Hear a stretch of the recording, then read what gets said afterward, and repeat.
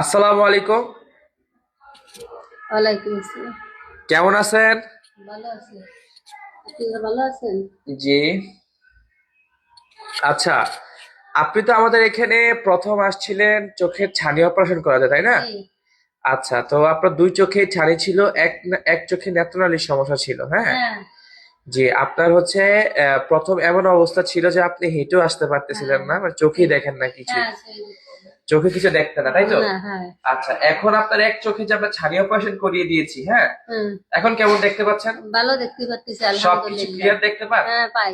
আলহামদুলিল্লাহ, ঠিক আছে। হ্যাঁ। এটার কৃতিত্ব সর্বপ্রথম কার?